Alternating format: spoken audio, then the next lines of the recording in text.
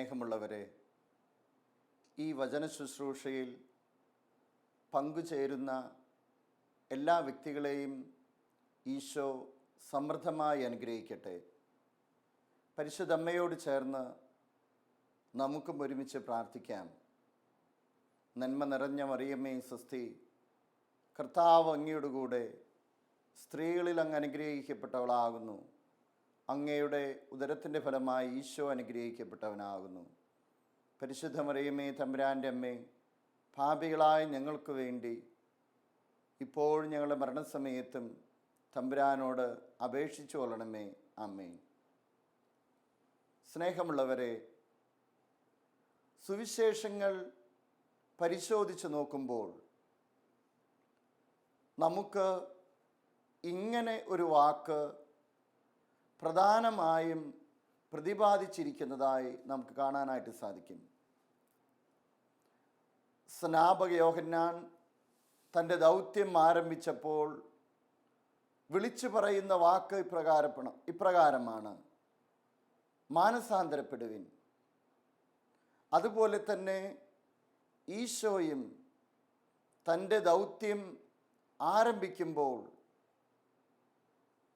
ജനങ്ങളോട് വിളിച്ചു പറയുന്നത് ഇപ്രകാരം തന്നെയാണ്: മാനസാന്തരപ്പെടുവിൻ. അപ്പസ്തോല പ്രമുഖനും യേശുവിൻ്റെ ശിഷ്യനുമായിരുന്ന പത്രോസ് ആദ്യത്തെ പന്തക്കൊസ്ത അനുഭവത്തിന് ശേഷം അവിടെ കൂടിയിരുന്നവരോട് ആഹ്വാനം ചെയ്യുന്നത് മാനസാന്തരപ്പെടുവിൻ, പശ്ചാത്തപിക്കുവിൻ എന്ന് പറഞ്ഞുകൊണ്ടാണ്. മാനസാന്തരത്തിൻ്റെയും പശ്ചാത്താപത്തിൻ്റെയും നാളുകൾ ഓരോ വ്യക്തികൾക്കും ഉണ്ടാകണമെന്ന് തിരുസഭ ആഗ്രഹിക്കുന്നുണ്ട്. ഈ അനുതാപവും പശ്ചാത്താപവും തിരിച്ചുവരവും നിരന്തരമായി ഓരോ വ്യക്തിയിൽ സംഭവിക്കേണ്ട കാര്യമാണ്. മർക്കോസിൻ്റെ സുവിശേഷം 1-ാം അധ്യായം 15-ാം തിരുവചനം ഈശോ പറയുന്നത് ഇപ്രകാരമാണല്ലോ: അവൻ പറഞ്ഞു, സമയം പൂർത്തിയായി, ദൈവരാജ്യം സമീപിച്ചിരിക്കുന്നു. അനുതപിച്ച് സുവിശേഷത്തിൽ വിശ്വസിക്കുവിൻ. യേശുവിൻ്റെ മുന്നോടിയായ സ്നാപക യോഹന്നാനും വിളിച്ചു പറയുന്നത് ഇപ്രകാരമാണ്. മത്തായിയുടെ സുവിശേഷം 3-ാം അധ്യായം 2-ാം തിരുവചനം: മാനസാന്തരപ്പെടുവിൻ, സ്വർഗരാജ്യം സമീപിച്ചിരിക്കുന്നു. ഇങ്ങനെ നോക്കുമ്പോൾ ഈശോയും സ്നാപക യോഹന്നാനും വിശുദ്ധ പത്രോസും ഒരേ അർത്ഥത്തിൽ ചിന്തിക്കുകയും ഒരേ കാര്യങ്ങൾ പറഞ്ഞ് പുതിയ ജീവിതത്തിലേക്ക് ക്ഷണിക്കുകയുമാണ് ചെയ്യുന്നത്. എന്താണ് മാനസാന്തരം, പശ്ചാത്താപം, തിരിച്ചുവരവ് എന്നതുകൊണ്ട് അർത്ഥമാക്കുന്നത്? ഹെബ്രായ ഭാഷയിൽ, പ്രത്യേകിച്ച് പഴയ നിയമത്തിൽ, നമ്മൾ തിരിച്ചുവരവിന്, അനുദപിക്കേണ്ടതിന്, പശ്ചാത്താപത്തിന് കാണുന്നൊരു വാക്കാണ് ഷൂവ്. ഈ വാക്കിൻ്റെ അർത്ഥം തിരിയുക, പിന്തിരിയുക എന്നുള്ളതാണ്. തിരിയുക, പിന്തിരിയുക എന്നുള്ളതാണ് ഷൂവ് എന്ന വാക്കിന് ഹെബ്രായ ഭാഷയിൽ അർത്ഥമാകുന്നത്. പശ്ചാത്താപത്തിൻ്റെ ആഹ്വാനം പ്രവാചകന്മാരിലൂടെ നൽകുമ്പോൾ തിരിയണം, പിന്തിരിയണം എന്നുള്ള അർത്ഥമാണ് അവർ പ്രധാനമായും നൽകുന്നത്. പുതിയ നിയമത്തിലാകുമ്പോൾ പശ്ചാത്താപത്തിന്, മാനസാന്തരത്തിന് ഉപയോഗിക്കുന്ന വാക്ക് മെറ്റനോയിയ എന്നുള്ളതാണ്. പലപ്പോഴും നമ്മൾ കേട്ടിട്ടുള്ള വാക്കായിരിക്കാം. 2 വാക്കുകൾ ചേർന്നതാണ് മെറ്റനോയിയ. മെറ്റ പ്ലസ് നോവുസ്. മെറ്റ എന്ന് പറഞ്ഞു കഴിഞ്ഞാൽ വ്യത്യാസം, ചേഞ്ച് എന്ന് നമുക്ക് മനസ്സിലാക്കാനായിട്ട് സാധിക്കും. നോവുസ് എന്ന് പറഞ്ഞു കഴിഞ്ഞാൽ മൈൻഡ്. മനസ്സിൻ്റെ വ്യത്യാസം എന്നുള്ളതാണ് ഗ്രീക്ക് ഭാഷയിൽ പശ്ചാത്താപം, മാനസാന്തരം എന്നതുകൊണ്ട് അർത്ഥമാക്കുന്നത്. ഒന്നുകൂടെ ആന്തരികമായ അർത്ഥം മനസ്സിലാക്കുകയാണ് എങ്കിൽ ഒരു വ്യക്തിയുടെ അവൻ്റെ ആകത്തുക തന്നെ ദൈവത്തിലേക്ക് തിരിയുക, ദൈവത്തിലേക്ക് പിന്തിരിയുക എന്നതാണ് നമ്മൾ മനസ്സിലാക്കേണ്ടത്. സുവിശേഷത്തിൽ പ്രത്യേകിച്ച് ആദിമ സഭാപിതാക്കന്മാരിൽ അവർ എടുത്തു കാണിക്കുന്ന പശ്ചാത്താപത്തിന്, തിരിച്ചുവരവിന്, അനുതാപത്തിന് എടുത്തു കാണിക്കുന്ന മനോഭാവം എന്ന് പറയുന്നത് ഒരു വ്യക്തിയുടെ ആന്തരികതയിൽ സംഭവിക്കുന്ന മാറ്റമാണ്. ബാഹ്യമായി സംഭവിക്കുന്നതല്ല, ബാഹ്യമായ മനോഭാവമല്ല അവിടെ അർത്ഥമാക്കുന്നത്. അതിനേക്കാൾ ഉപരി ആന്തരികതയിൽ ആന്തരിക മനോഭാവം മാറ്റിക്കൊണ്ട് അവൻ ദൈവത്തിലേക്ക് തിരിച്ചു വരുന്നു, തിരിച്ചു നടക്കുന്നു എന്നുള്ളതാണ് അർത്ഥമാക്കുന്നത്. ഒരു വ്യക്തിയുടെ ആന്തരികതയിൽ, ആന്തരിക മനോഭാവത്തിൽ വ്യത്യാസമുണ്ടായി കഴിഞ്ഞാൽ അത് അവൻ്റെ ബാഹ്യമായ സ്വഭാവത്തിലും അതിനുള്ള പ്രത്യേകതകൾ കാണുവാനായിട്ട് സാധിക്കും. അതുകൊണ്ടാണ് ചില വ്യക്തികൾ അവരുടെ ജീവിതത്തെ സമർപ്പിച്ചുകൊണ്ട് എനിക്കൊരു ദൈവാനുഭവം കിട്ടിയപ്പോൾ എൻ്റെ സ്വഭാവത്തിൽ പോലും ആ വ്യക്തിയുടെ ആന്തരിക മനുഷ്യനിൽ വലിയ വ്യത്യാസങ്ങൾ ഉണ്ടായപ്പോൾ, ദൈവത്തിലേക്ക് തിരിഞ്ഞപ്പോൾ ആ വ്യക്തിയുടെ ബാഹ്യ സ്വഭാവ പ്രക്രിയയിലും വലിയ വ്യത്യാസങ്ങൾ വന്നു ചേർന്നു എന്ന് അവകാശപ്പെടുന്നത്. പൗലോസ്ലീഹായുടെ കാര്യമെടുക്കുക. പൗലോസ്ലീഹ വ്യക്തമായിട്ട് പറയുന്നു, അനുതാപത്തിൻ്റെ ഒരു വ്യക്തി എന്ന നിലയിൽ പൗലോസ്ലീഹ കൂട്ടിച്ചേർക്കുന്നത് ഇപ്രകാരമാണ്: പാപികളിൽ ഒന്നാമനാണ് ഞാൻ, യേശുവിനെ പീഡിപ്പിച്ചവനും വേദനിപ്പിച്ചവനുമാണ് ഞാൻ. എത്രയോ ഉന്നതമായ നിലയിലേക്ക് ദൈവം ഉയർത്തിയെങ്കിലും ആ വ്യക്തിയുടെ ഉള്ളിൻ്റെ ഉള്ളിൽ നിന്ന് അനുതാപത്തിൻ്റെ, പശ്ചാത്താപത്തിൻ്റെ, യേശുവിലേക്ക് തിരിഞ്ഞതിൻ്റെ മനോഭാവമാണ് എപ്പോഴും പൗലോസ്ലീഹ കാത്തു സൂക്ഷിച്ചിട്ടുള്ളത്. പ്രത്യേകിച്ച് ഒരു വ്യക്തിയുടെ ജീവിതത്തിൽ അടിസ്ഥാനപരമായി ഉണ്ടാകേണ്ടത് ഈ പശ്ചാത്താപത്തിൻ്റെയും മാനസാന്തരത്തിൻ്റെയും തിരിച്ചുവരവിൻ്റെയും മനോഭാവമാണ്. അതുകൊണ്ട് തന്നെയാണല്ലോ വിശുദ്ധ ബലി അർപ്പണത്തിൽ, പ്രത്യേകിച്ച് സീറോ മലബാർ സഭയുടെ കുർബാനയിൽ പശ്ചാത്താപത്തിൻ്റെ ശുശ്രൂഷ, അനുതാപത്തിൻ്റെ ശുശ്രൂഷ കൂട്ടിച്ചേർത്തിരിക്കുന്നത്. ഓരോ ദിവസവും അനുനിമിഷവും ഒരു വ്യക്തിയിൽ, ഒരു വ്യക്തിയുടെ ആന്തരികതയിൽ സംഭവിക്കേണ്ട കാര്യമാണ് ഈ അനുതാപത്തിൻ്റെ മനോഭാവം, പശ്ചാത്താപത്തിൻ്റെ മനോഭാവം എന്നുള്ളത് വളരെ വ്യക്തമാണല്ലോ. കേരള മണ്ണിൻ്റെ വിശുദ്ധനായ, നമ്മുടെ ചിന്തകളും മനോഭാവങ്ങളും അറിയുന്ന വലിയ വിശുദ്ധാത്മാവാണല്ലോ വിശുദ്ധ ചാവറയച്ചൻ. മരണക്കിടക്കയിൽ കിടന്നുകൊണ്ട് മാമോദീസായിൽ എനിക്ക് ലഭിച്ച ദൈവിക വരപ്രസാദം ഒരിക്കലും നഷ്ടപ്പെടുത്തുവാനായി എനിക്കിടയായിട്ടില്ല എന്ന് പറഞ്ഞ വിശുദ്ധനാണ് വിശുദ്ധ ചാവറ പിതാവ്. പക്ഷേ വിശുദ്ധ ചാവറ പിതാവിൻ്റെ ആന്തരിക മനോഭാവം എന്തായിരുന്നു എന്ന് ചോദിച്ചു കഴിഞ്ഞാൽ ഇങ്ങനെ ഒരു വാക്കിൽ ഒതുക്കാമെന്നാണ് എനിക്ക് തോന്നുന്നത്. അദ്ദേഹത്തെ ഇങ്ങനെ വിളിക്കാമെന്നാണ് എനിക്ക് തോന്നുന്നത്. പല ഗുണവിശേഷങ്ങളും പല കാര്യങ്ങളും ചെയ്തിട്ടുള്ള വ്യക്തിയാണ് വിശുദ്ധ ചാവറ പിതാവ് എങ്കിലും അദ്ദേഹത്തിൻ്റെ ആന്തരിക മനോഭാവം പശ്ചാത്താപത്തിൻ്റെ മനോഭാവമാണ്. അതുകൊണ്ടാണ് പെനിറ്റന്റ് സെയിന്റ് എന്ന് വിശുദ്ധ ചാവറ പിതാവിനെ പലരും വിളിക്കുന്നത്. പശ്ചാത്താപത്തിൻ്റെ വിശുദ്ധനാണ് വിശുദ്ധ ചാവറ പിതാവ്. എങ്ങനെയാണ് മാമോദീസായിൽ എനിക്ക് ലഭിച്ച ദൈവിക വരപ്രസാദം ഞാൻ ഒരിക്കലും നഷ്ടപ്പെടുത്തുവാൻ ഇടയായിട്ടില്ല എന്ന് പറഞ്ഞ വിശുദ്ധൻ, ആ വിശുദ്ധൻ്റെ ധ്യാനാത്മക ജീവിതവും ആന്തരിക ജീവിതവും പരിശോധിച്ച് നോക്കുമ്പോൾ അനുനിമിഷവും നമുക്ക് ഒരു കാര്യം വ്യക്തമാണ്: വലിയ പശ്ചാത്താപത്തിലേക്ക്, മാനസാന്തരത്തിലേക്ക് എപ്പോഴും എപ്പോഴും തിരിഞ്ഞുകൊണ്ടുള്ള വ്യക്തിയായിരുന്നു വിശുദ്ധ ചാവറ പിതാവെന്ന്. വിശുദ്ധ ചാവറ പിതാവിൻ്റെ കൃതികളിൽ, പ്രത്യേകിച്ച് ധ്യാന സല്ലാപങ്ങളിലും ആത്മാനുതാപത്തിലും നമുക്ക് കാണുവാനായിട്ട് സാധിക്കുന്ന ഒരു കാര്യമുണ്ട്. വിശുദ്ധ ചാവറ പിതാവ് രേഖപ്പെടുത്തി വച്ചിരിക്കുകയാണ്. വിശുദ്ധ ചാവറ പിതാവ് ധ്യാനത്തിനായി ദൈവിക സന്നിധിയിൽ മുട്ടുകൾ മടക്കുമ്പോൾ 3 വിശുദ്ധരുടെ പ്രത്യേകമായിട്ടുള്ള സഹായം തേടാറുണ്ടായിരുന്നു അത്രേ. പ്രത്യേകിച്ച് മേരി മാഗ്ഡലിൻ, അതുപോലെ തന്നെ ഈജിപ്തിലെ വിശുദ്ധ മറിയം, കൊർത്തോണയിലെ വിശുദ്ധ മാർഗരറ്റ്. ഈ 3 വിശുദ്ധാത്മാക്കളും തങ്ങളുടെ ജീവിതം കൊണ്ട് ഒരു പുതിയ വഴിത്തിരിവിലേക്ക്, ഒരു പുതിയ തിരിച്ചുവരവിലേക്ക്, വലിയ പശ്ചാത്താപത്തിൻ്റെ, അനുതാപത്തിൻ്റെ വിശുദ്ധരായിരുന്നു ഈ 3 വിശുദ്ധാത്മാക്കളും.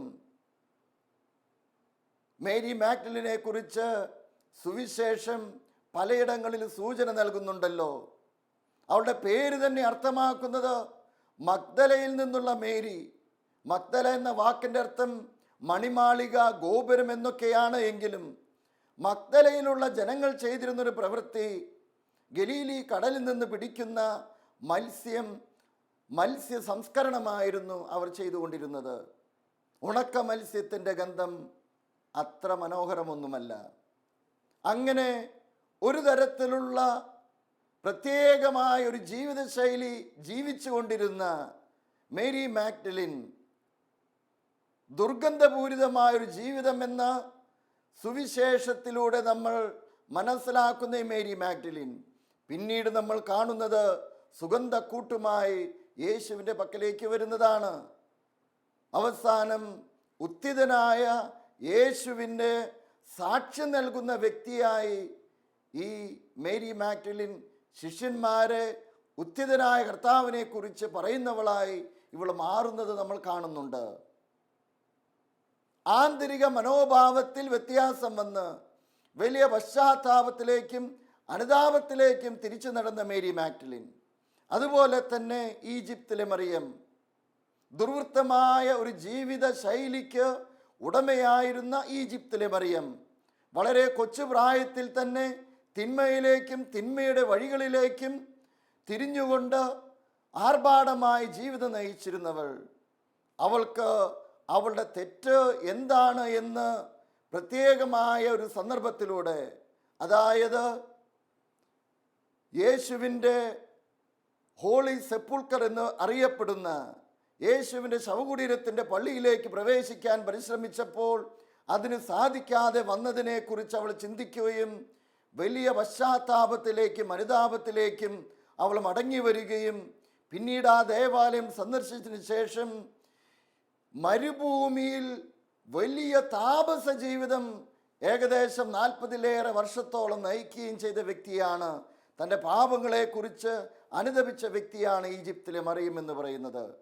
അതുപോലെ തന്നെ ഇറ്റലിയിലെ കൊർത്തോണയിലെ മാർഗരറ്റ് എന്ന് പറയുന്ന വ്യക്തി, തൻ്റെ ചെറുപ്രായത്തിൽ ആർഭാടത്തിനും സുഖലോലുപതയ്ക്കും പ്രാമുഖ്യം നൽകിയിരുന്ന ഈ വ്യക്തി കർത്താവിൻ്റെ വലിയ ആഹ്വാനമനുസരിച്ച് പശ്ചാത്താപത്തിൻ്റെയും അനുതാപത്തിൻ്റെയും വലിയ വിശുദ്ധയായിട്ട് മാറുന്നു. വിശുദ്ധ ചാവറ പിതാവ് വിശുദ്ധനെന്നറിയപ്പെടുന്ന ഒരു മാലാഖയുടെ മുഖമെന്ന പോലെ പ്രശോഭിച്ചിരുന്ന വിശുദ്ധ ചാവറ പിതാവിനെ കുറിച്ച്, അല്ലെങ്കിൽ ചാവറ പിതാവിൻ്റെ ജീവിത ശൈലിയെക്കുറിച്ച് പഠിക്കുമ്പോൾ നമുക്ക് കാണാനായിട്ട് സാധിക്കും. ദിവ്യനാഥൻ്റെ മുൻപിൽ മുട്ടുകൾ കുത്തി ധ്യാനിക്കുമ്പോഴും പ്രാർത്ഥിക്കുമ്പോഴും ഈ 3 വിശുദ്ധരുടെ സഹായം ചോദിച്ചിരുന്നു വിശുദ്ധ ചാവറ പിതാവ്.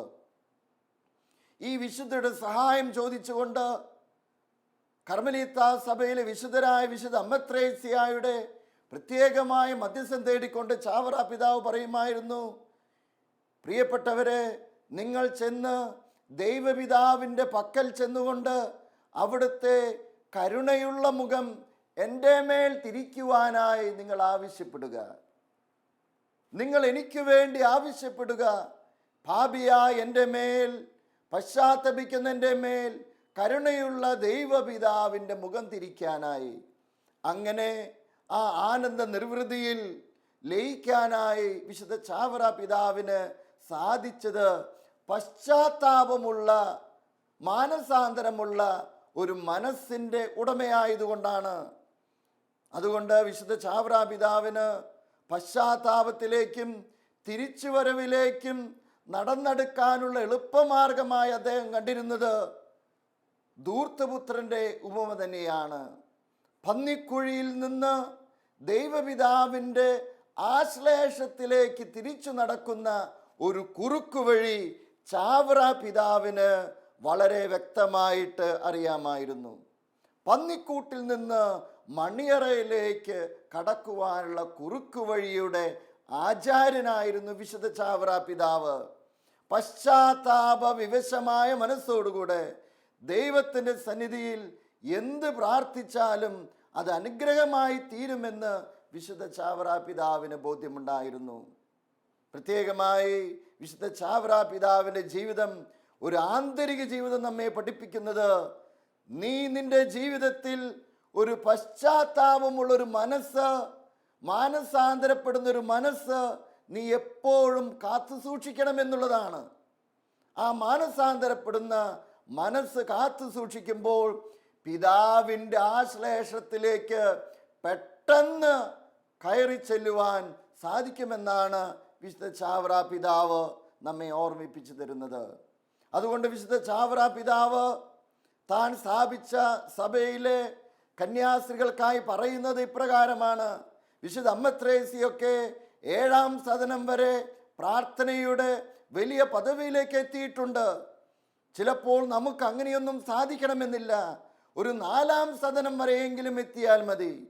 പക്ഷേ വിശുദ്ധ ചാവറ പിതാവിൻ്റെ വ്യക്തിത്വം കൂടുതൽ ആഴത്തിൽ പരിശോധിക്കുമ്പോൾ നമുക്ക് മനസ്സിലാക്കാനായിട്ട് സാധിക്കുന്നത്, വിശുദ്ധ ചാവറ പിതാവ് പ്രാർത്ഥനയുടെ 7 സദനങ്ങളും മറികടന്ന് പിതാവിൻ്റെ ആശ്ലേഷത്തിലേക്ക് പശ്ചാത്താപ മനസ്സോടുകൂടെ, മാനസാന്തര മനോഭാവത്തോടുകൂടെ ഒരു കുറുക്ക് വഴിയിലൂടെ എന്ന പോലെ ചെന്നെത്തിയ ആളാണെന്ന് നമുക്ക് മനസ്സിലാക്കാനായിട്ട് സാധിക്കും.